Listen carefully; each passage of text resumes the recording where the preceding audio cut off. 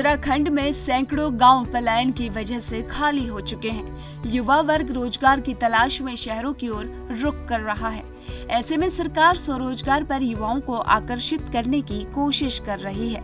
इसके लिए सरकार कई योजनाओं को भी संचालित कर रही है, जिसका कुछ असर अब दिखने लगा है। उत्तराखंड पलायन निवारण आयोग ने जो ताजा रिपोर्ट सार्वजनिक किए हैं, वो कुछ हद तक काफी सुखद और राहत देने वाला है।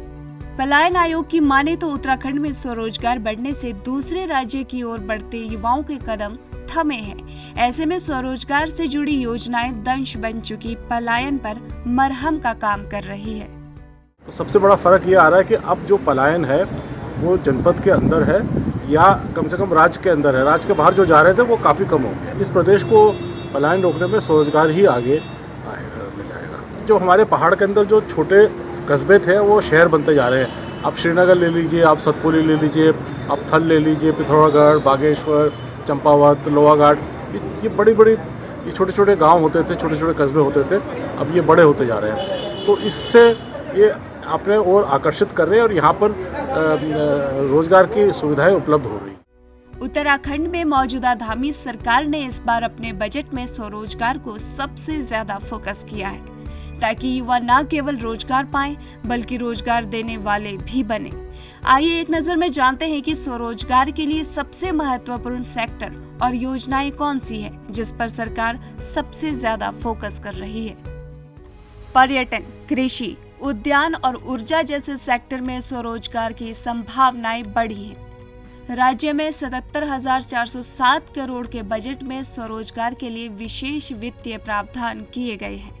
मुख्यमंत्री स्वरोजगार योजना के तहत कुछ ही समय में 4,314 लोगों ने ऋण लेकर स्वरोजगार शुरू किया है।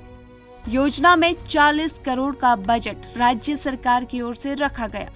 वीर चंद्र सिंह गढ़वाली योजना में ऋण की सीमा को बढ़ाया गया। उद्यान के लिए 15.66 करोड़ तो पोली हाउस में 200 करोड़ का प्रावधान किया गया। स्टार्टअप के लिए 30 करोड़ की व्यवस्था और उद्योगों को अनुदान के लिए भी सरकार ने 26 करोड़ रुपए रखे हैं। टिहरी झील के विकास के लिए भी 15 करोड़ की व्यवस्था की गई। मुख्यमंत्री एकल महिला स्वरोजगार योजना में भी 1 लाख के प्रोजेक्ट पर 50% का अनुदान देने का काम हो रहा है। सरकार छोटे और मध्यम उद्योगों के लिए भी विशेष ऋण और छूट दे रही है। पलायन को लेकर जो आंकड़े सामने आए हैं वो सुखद है और राज्य के लिए बेहतर भी, लेकिन इसमें अभी बेहद ज्यादा सुधार करने की जरूरत भी है, क्योंकि सीमांत और दुर्गम क्षेत्रों में अभी भी पलायन रुका नहीं। भले ही ये पलायन जिले के ही बड़े कस्बों या शहर की तरफ से हो रहा हो, लेकिन अब भी पहाड़ के खाली होने का सिलसिला लगातार जारी है। लिहाजा स्वरोजगार को लेकर ये कोशिशें सीमांत और दुर्गम क्षेत्रों तक भी पहुंचनी जरूरी है। देहरादून से नवीन उनियाल की रिपोर्ट।